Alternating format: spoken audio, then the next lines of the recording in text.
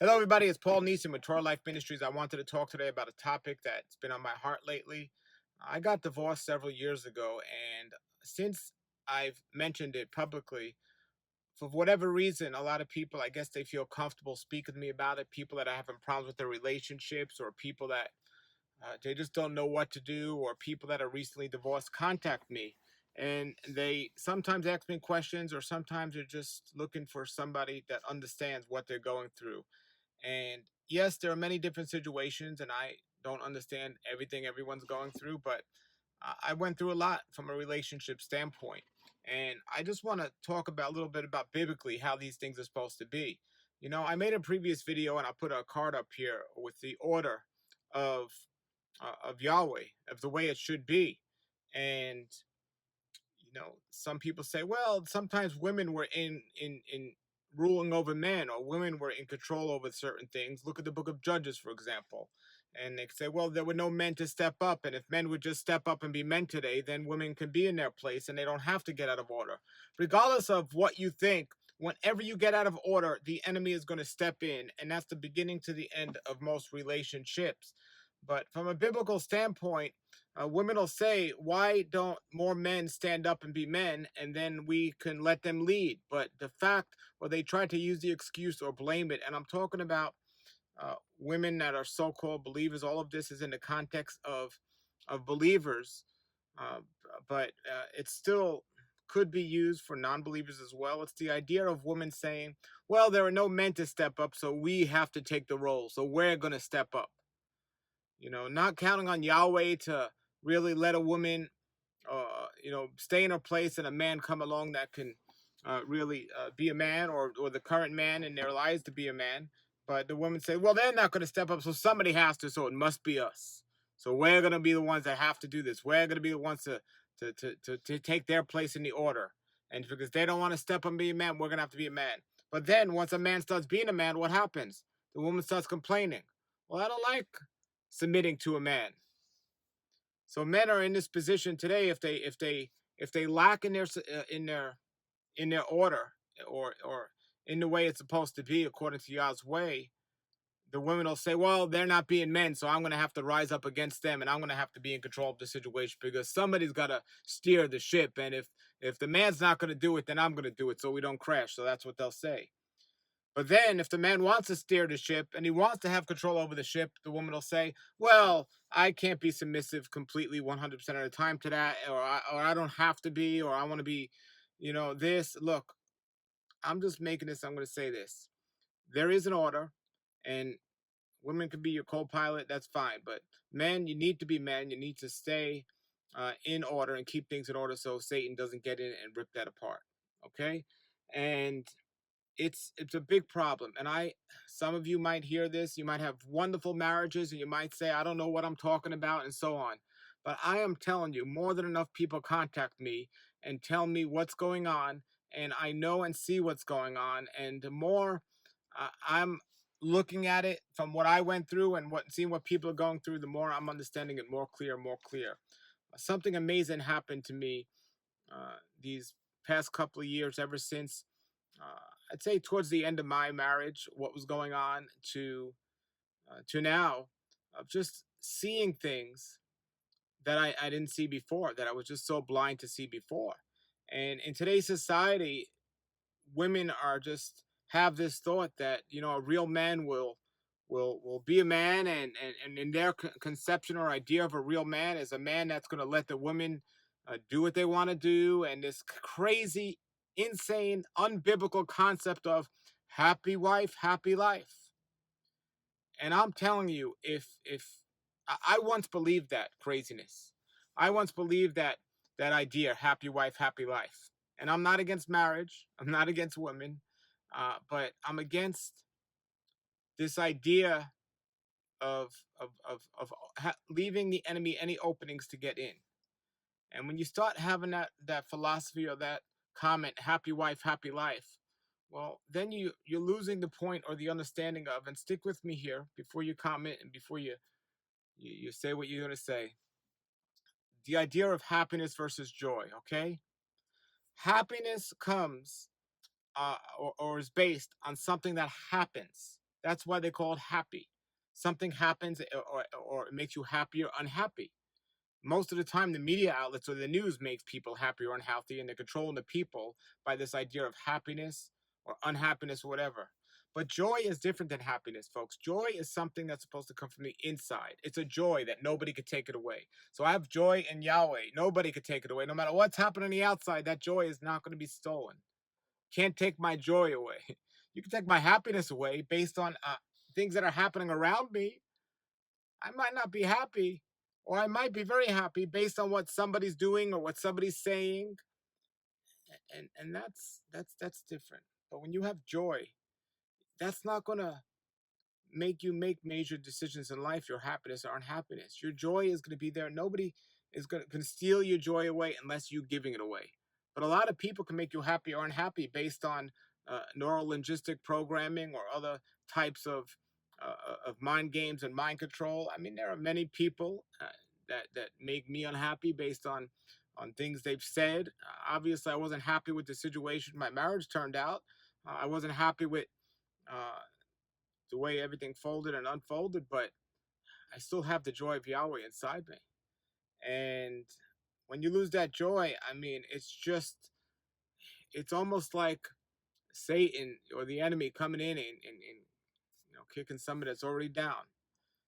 So, but that's the idea. Happy wife, happy life is an unbiblical conception. How about a joyful union, and then you're going to be, keep Satan out. How about that? So joyfulness is not gonna depart from you.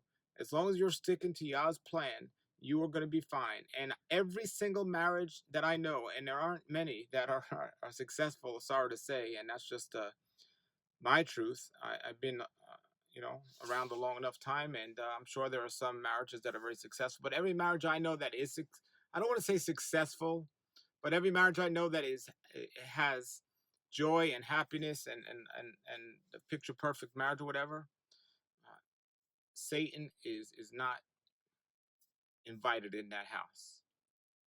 The joy of Yahweh is more important than the happiness that another person brings us or doesn't bring us. So I hope this is making sense. See, the joy another person brings us or doesn't bring us, nobody's perfect. So it's never going to be complete happiness.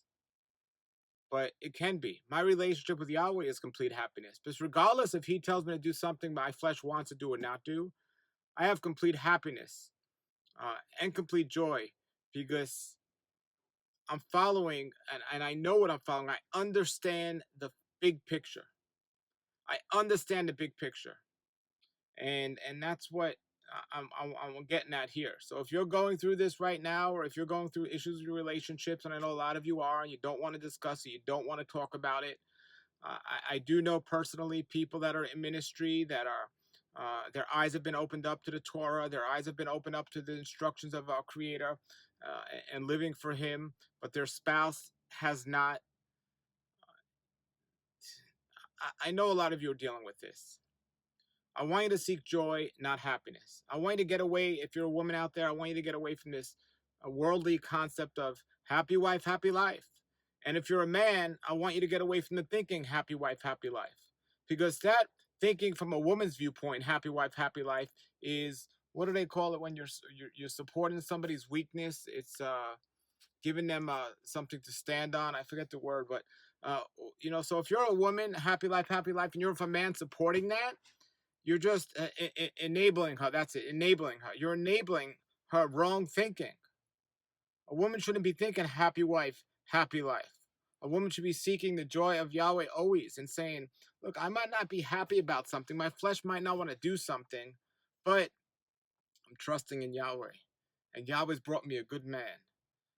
Or even if He brought me a bad man, Yahweh's going to take care of the situation. Because if He could bring people back from the dead, if He could heal people from cancer, He could certainly change my husband's heart.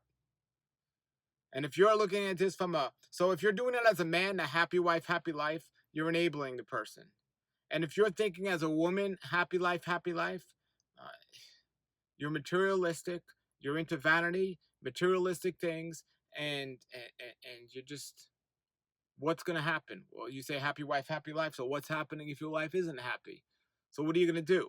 Are you going to walk around saying, well, I'm not happy, so it's time for me to get a divorce? Because those people that believe that philosophy, happy wife, happy life, that's how it ends up. They end up getting a divorce because if they're not happy, there's a reason why they're not happy, because happiness comes from the outside, right? Happiness is something that somebody makes happen. So if I'm not happy, there's a reason why I'm not happy. I'm gonna look around the people around me. Okay, so now I'm not happy, and that's the person I'm married to. So they're the reason I'm not happy, because they're not keeping me happy. So now that takes your blame off you and it puts it on somebody else, because happiness comes from the outside. So if you have joy and something is wrong, something's stealing your joy, well, you know that you're letting that happen. It's your fault. You know that. But if it's something on the outside, you can say, well, that person's not making me happy anymore.